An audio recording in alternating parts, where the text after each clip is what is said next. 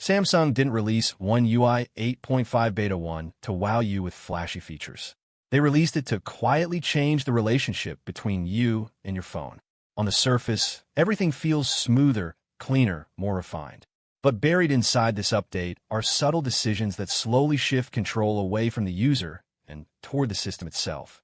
Most videos will call this a polish update. That's not what it is. If you enjoy uncovering the hidden side of tech updates, the things companies don't highlight on stage, make sure to like the video, share it with another Galaxy user, and subscribe. This channel exists for people who want to understand where their devices are heading long before the marketing makes it obvious. Here's why One UI 8.5 feels different the moment you start using it. Samsung isn't just redesigning menus anymore. They're redesigning behavior. The lock screen is the first place you feel it. Adaptive layouts that move clocks and widgets away from faces and pet sound incredibly smart. And honestly, they are.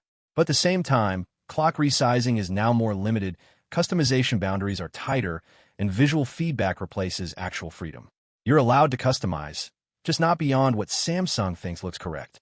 It feels modern, until you try to go further than intended.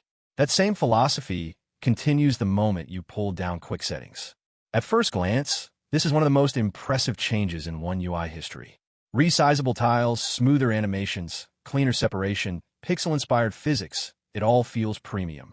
But the deeper you go, the more you realize the logic has flipped. Before, you built your panel. Now, you rearrange Samsung's version of it. Removing controls is simple. Adding them is indirect. The layout feels flexible, but it gently nudges you toward a predefined structure. You're not designing anymore. You're curating within limits.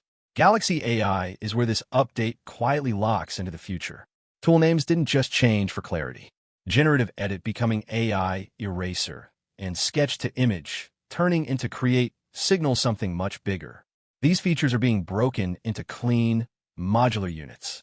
Each one can be turned on, turned off, restricted to on-device processing, or expanded later. The new gallery workflow that lets you keep editing without saving feels incredibly powerful, but it's also the perfect foundation for future usage caps, cloud dependencies, or subscription tiers. Samsung isn't charging today. They're preparing for tomorrow. The battery changes tell the same story, just more softly. The interface is simpler, cleaner, less overwhelming, but also less transparent. Detailed metrics are replaced with summaries. Long graphs give way to averages. Maximum power saving no longer locks you out of your phone. It manages you instead. It feels smarter, more humane, but you're also seeing less of what's really happening in the background. Control hasn't disappeared. It's just been abstracted. Then there are the features that quietly vanish. Game-level customization options gone. Screenshot format controls missing. Bluetooth history removed. These aren't bugs. These are intentional removals. Samsung is trimming away advanced settings not because they don't work, but because they complicate the experience.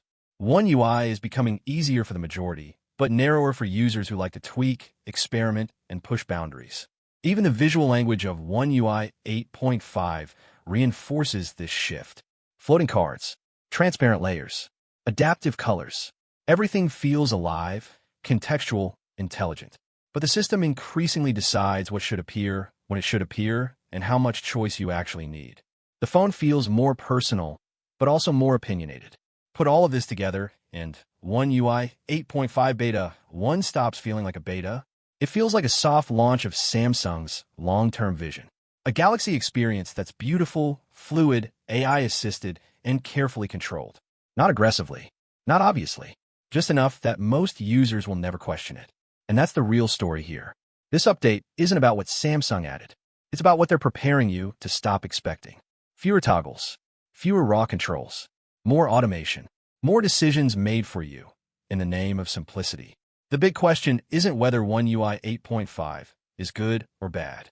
It's whether this is the moment Samsung decides that convenience matters more than control, and whether future updates will still leave room for users who want to shape their phones, not just accept them. Because if this is only Beta 1, the next updates won't explain this direction. They'll normalize it. And once it feels normal, going back won't even feel like an option anymore. And that's where the real conversation begins.